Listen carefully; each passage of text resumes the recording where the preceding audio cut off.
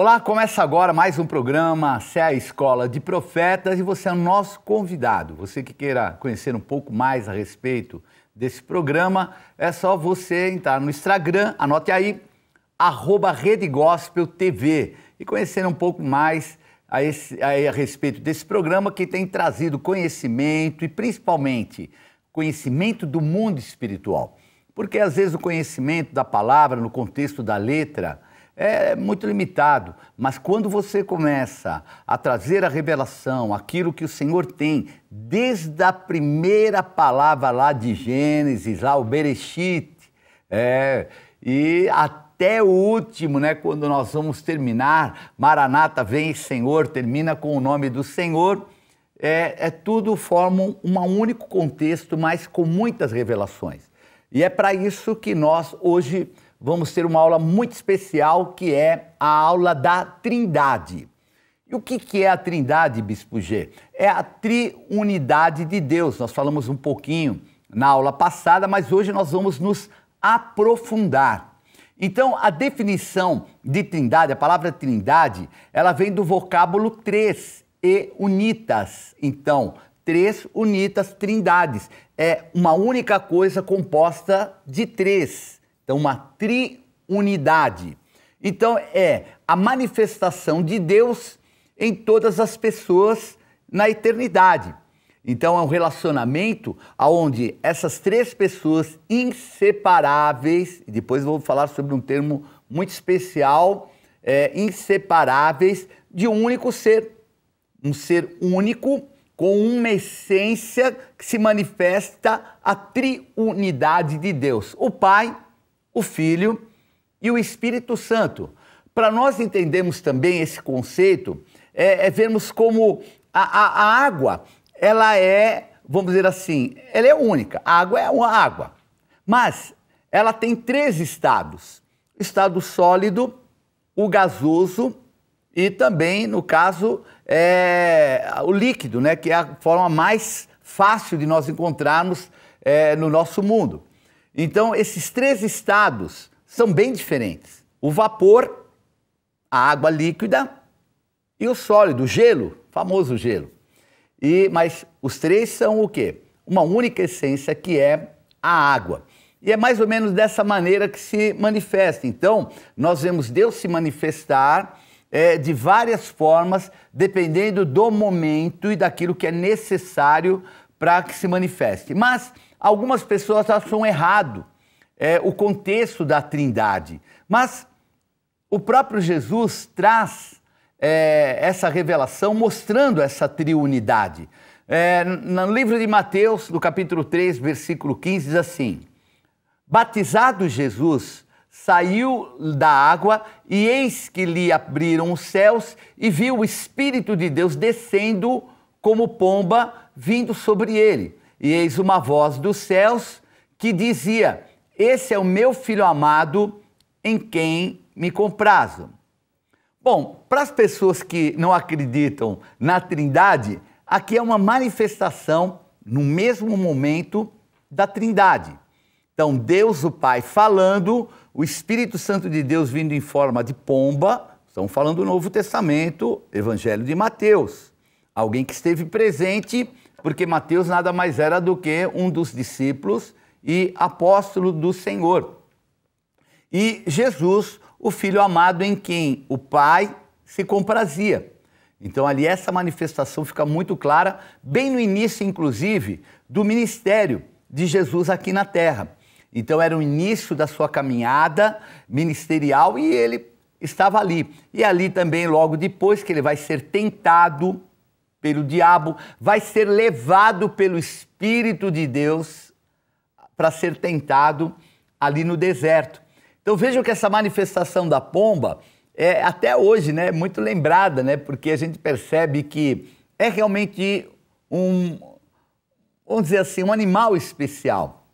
Então a leveza da pomba, o voo vem sobre nós, e uma série, né, um animal simples. Então uma série de características muito interessantes onde o Espírito se manifestou ali e obviamente confirmado através do Senhor e desse que era Mateus.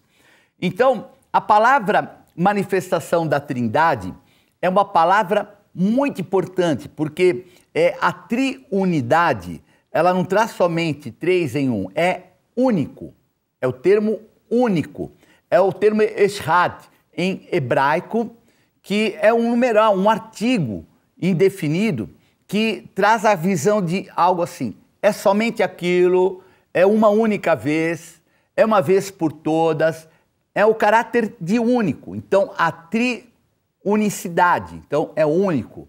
Então, esse termo Ashad, em hebraico, é uma unidade da divindade, é o próprio Deus uno com manifestação das três pessoas e, obviamente, no contexto daquilo que é preciso. Veja que lá no início, o verbo era Jesus, palavra criadora, o Espírito Santo, como eu falei, estava sobre a face das águas, e Deus, o Pai, que trouxe a manifestação do poder. E também no Evangelho de João, capítulo 17, versículo 21 a 23, a fim que todos sejam um, e como és tu, ó Pai, em mim e eu em ti, também sejam eles em nós, para que o mundo creia que tu me enviaste.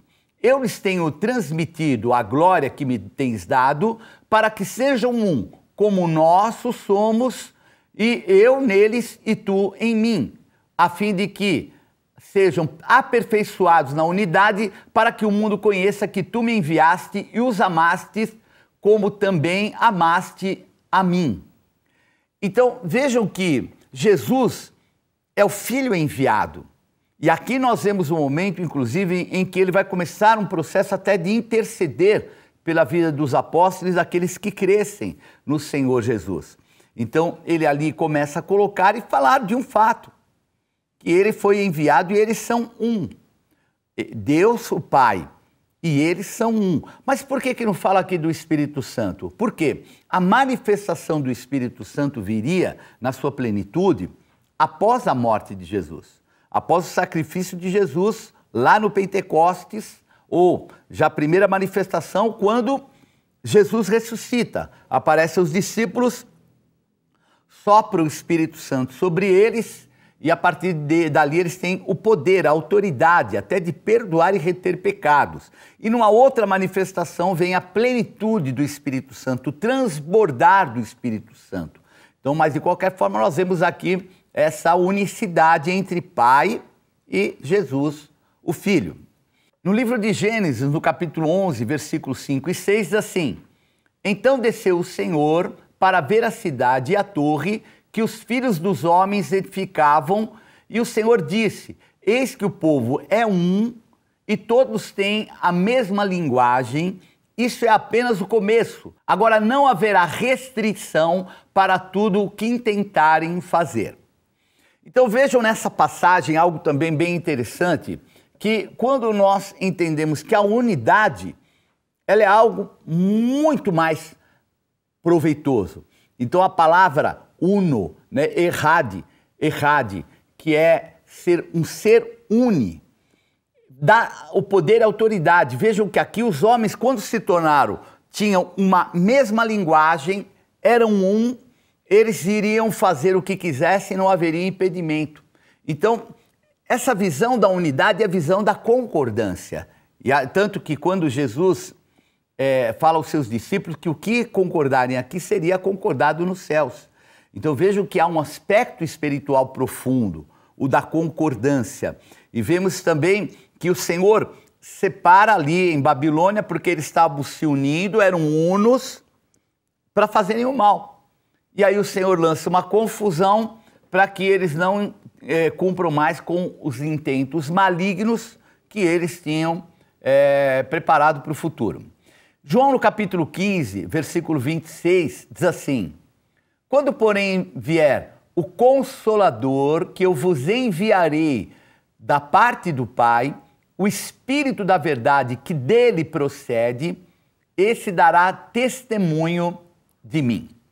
Então, vejam mais uma vez Jesus, quando estava ali ministrando seus discípulos, ali mais para frente ele iria interceder até por eles, ele fala a respeito do Consolador, que viria do Pai, que o Pai enviaria e que estaria sobre os discípulos. E o que é o Consolador? A palavra Consolador, né, traduzida para Consolador, ela é muito vasta. Você pega mais ou menos uns 16 sinônimos e você não vai alcançar a extensão do que é a palavra Consolador, que é a palavra Parácletos. Parácletos, para, ao lado. Kletos, interceder, advogar, alguém que pleiteia a causa de outro, consolar, alguém também que é conselheiro. Então, são muitas variáveis tremendas da palavra Parácletos. Se nós lembrarmos, o nome Emanuel no Antigo Testamento é o Deus conosco. E nada mais é do que o Parácletos, o Espírito Santo ao lado para fazer tudo aquilo pelo qual ele foi enviado. Então, vou repetir, advogar, consolar, curar, interferir, interceder, aconselhar. Olha, tem muitos sinônimos e tudo isso é o Espírito Santo de Deus. Vamos ver mais uma vez Gênesis, capítulo 1, versículo 26, que diz assim: Também disse Deus, façamos o homem à nossa imagem, conforme a nossa semelhança.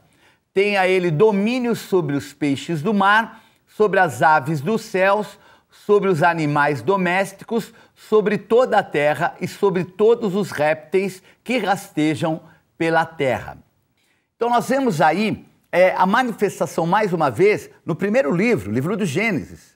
Primeiro livro da Bíblia, e falando a respeito dessa manifestação. Mas como, bispo? Façamos o homem à imagem e semelhança. Então vemos aí um plural, e é um plural de grandiosidade, não é somente numérico. É algo que no hebraico traz uma visão muito maior. Então, o nosso Deus é o eu sou, é aquele que era, é o que é e o que será, é o eterno, é o Deus eterno. Vamos ver no livro de Êxodo, capítulo 20, versículo 2, essa realidade. Eu sou o Senhor teu Deus, que te tirei da terra do Egito, da casa da servidão. Não terás outros deuses diante de mim. Não farás para ti imagem de escultura, nem de semelhança alguma do que há em cima dos céus, nem debaixo da terra, nem nas águas debaixo da terra. Não as adorarás, nem lhes darás culto, porque eu sou o Senhor teu Deus, Deus zeloso, que visita a iniquidade dos pais nos filhos, até a terceira e quarta geração daqueles que me aborrecem. Nós temos então essa passagem, o termo eu sou, que é o termo usado, né, o famoso chamado tetragrama. O que é o tetragrama? O tetragrama são 4 letras que compõem o nome de Deus. Então, ele seria o inominável. Por isso que os judeus, inclusive, usam o termo o eterno. Por que o eterno? Ele é o eu sou. Yahvé quer dizer eu sou. O que era, o que é e o que há de ser. O eu sou é alguém que é existente. Não tem passado, presente e futuro. É o eterno. Então, esse conceito da eternidade de Deus atribui a ele esse nome, que é o nome eu sou. No grego é a palavra ego eimi. E inclusive, Jesus vai criar um problema por causa que ele coloca esse termo, e os judeus que conhecem bem esse termo, que no grego ego eimi, quer dizer, é o Deus eterno.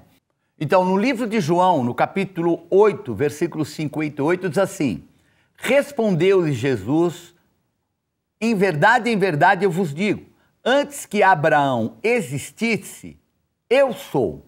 Então pegaram em pedras para atirarem nele, mas Jesus se ocultou e saiu do templo. Então vejam que aqui o Senhor Jesus fala algo que ele é o eu sou. Esse momento os judeus já ficaram bravos, né? Porque eles não queriam reconhecer a divindade de Jesus Cristo. Então, quando ele falou ego eimi, o eu sou, é o Deus eterno. é aquele que se manifestou e que a religiosidade por parte dos judeus, né, principalmente os fariseus e outros, impedia deles enxergarem o Deus eterno como ele era na pessoa de Jesus. Então vejam que, inclusive, até uma teimosia por parte deles, porque Isaías, no capítulo 53, detalha situações da humanidade de Jesus e demonstra ali claramente que é o Messias, o Filho de Deus. Quer dizer, é uma questão até realmente de uma teimosia muito grande, muito forte, a tradição que no final impede que se manifeste a plenitude de quem é o eu sou através de Jesus Cristo na vida de muitos hebreus e muitos judeus. Vamos ver também Mateus capítulo 28, 19, que diz assim: Ide, portanto, fazendo discípulos de todas as nações, batizando-os em nome do Pai e do Filho e do Espírito Santo. Então vejam que até o Senhor Jesus, quando envia os seus discípulos a pregar o Evangelho, ele fala para o quê? Vocês preguem, vocês ensinem e batizem. Agora, quando fala no batismo, é muito claro, batizar no nome do Pai, do Filho e do Espírito Santo. Se não fosse importante nós sabermos a respeito da Trindade, o porquê o próprio Jesus fala isso, batizando-os em nome do Pai, do Filho e do Espírito Santo. Quem é que está falando? É Jesus, o Filho. Então vejam, quando ele manda que sejam batizados dessa maneira, ele está falando o quê? Ele está falando numa terceira pessoa, Jesus, o Filho, como que algo que era o contexto dessa triunidade, mas de uma importância muito grande, e tirando, extraindo aquilo que fosse a humanidade de Jesus. Porque a realidade é que Jesus iria morrer, ia ressuscitar, e depois de ressurreto, ele seria glorificado, estaria nas regiões celestiais, enviaria o Espírito Santo. Então vejam que o contexto do batismo é o que ficaria pela frente. Depois que Jesus estivesse do lado do Pai, o Espírito Santo enviado, dali para frente eles iam batizar as pessoas dessa maneira, no nome do Pai, do Filho e do Espírito Santo. Lucas 12, capítulo 10, traz também essa verdade. Todo aquele que proferir uma palavra contra o Filho do Homem, isto lhe será perdoado. Mas o que blasfemar contra o Espírito Santo, não haverá perdão. Então vejam, o que é pecar contra o Espírito Santo? O que é blasfemar contra o Espírito Santo? A realidade é que aí, quando Jesus está falando do Espírito Santo, é o momento em que ele está na condição de homem limitado, na condição do Filho de Deus e na limitação humana. Mas ele fala do quê? Do Espírito Santo, que é o Espírito Santo de Deus na sua perfeição. Quem falar contra Jesus na sua humanidade naquele momento, teria perdão, porque a maioria falava contra ele. Então os judeus, né, os fariseus, os religiosos principalmente, viviam falando mal de Jesus. Agora, o Espírito Santo é a essência de Deus, é a manifestação do que há de mais perfeito. E o que é o pecado contra o Espírito Santo? O pecado contra o Espírito Santo não é como muitos falam, que alguém xingou, o cara estava nervoso, xingou o Espírito Santo. Não é isso. A atitude de blasfemar contra o Espírito Santo tem que ser uma atitude frívola, que pode levar a pessoa a abrir mão da salvação. Veja bem, a salvação não se perde. Bispo, como não se perde? Não, não se perde. Primeiro é graça, é dom de Deus. Se é dom e se nós não merecemos, a salvação nos foi dada, nós não podemos desmerecer. Foi para isso que Jesus morreu e está à direita do Pai intercedendo por nós até a eternidade. Porém, a nossa atitude frívola de rejeição ao Espírito Santo é que pode comprometer, porque esse é o tipo de blasfêmia contra o Espírito Santo. Então, é uma atitude pensada, frívola, maquinada. Hebreus, no capítulo 10, versículo 25, fala a respeito dessa verdade. Vamos ler. Porque se vivermos deliberadamente em pecado, depois de termos recebido o pleno conhecimento da verdade, já não resta sacrifício pelos pecados. Pelo contrário, certa expectação horrível de juízo e fogo vingador, prestes a consumir os adversários. Sem misericórdia, morre pelo depoimento de 2 ou 3 testemunhas quem tiver rejeitado a lei de Moisés. De quanto mais severo castigo julgais vós, será considerado digno aquele que calcou aos pés o Filho de Deus e profanou o sangue da aliança com o qual foi santificado e ultrajou o Espírito da graça. Então vejam que aqui o escritor da carta aos Hebreus, ele deixa muito claro o que é esse blasfemar. Então vejam que é uma atitude frívola. A pessoa começa num processo de o pecado ser até algo que ele já se acostumou. Não, eu vou continuar, não quero deixar o pecado, eu gosto mesmo, vou entrar nessa, vou ficar até o fim. Só que nós entendemos, o pecado habilita demônios. E esse processo de habilitação causa algo pior, que é um espírito de apostasia, que a pessoa de repente se afasta de Deus e vai chegar num momento que ela pode rejeitar a salvação. Quantas pessoas eu vi fazerem isso e depois voltarem atrás e até se voltarem para religiões, coisas terríveis, que sabem que ali está o mal, e muitos até para fazer o mal. Então vejam como, o que é essa? É uma atitude de profanar, pisar, calcar, quer dizer, desprezar a tal ponto que uma hora, então, a pessoa rejeita a salvação. Então, a Bíblia ainda fala que existem pessoas que podem ser cauterizadas na sua mente, na sua consciência. Esse processo é terrível e esse que é o sentimento do que traz uma blasfêmia contra o Espírito Santo de Deus. Então, é muito importante nós termos essas noções e entendermos o quanto é importante nós nos mantermos sempre frios, né? Termos discernimento para não deixarmos o mal ocupar a nossa vida.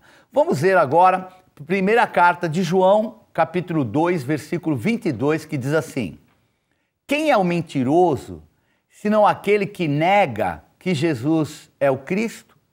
Este é o anticristo, o que nega o Pai e o Filho.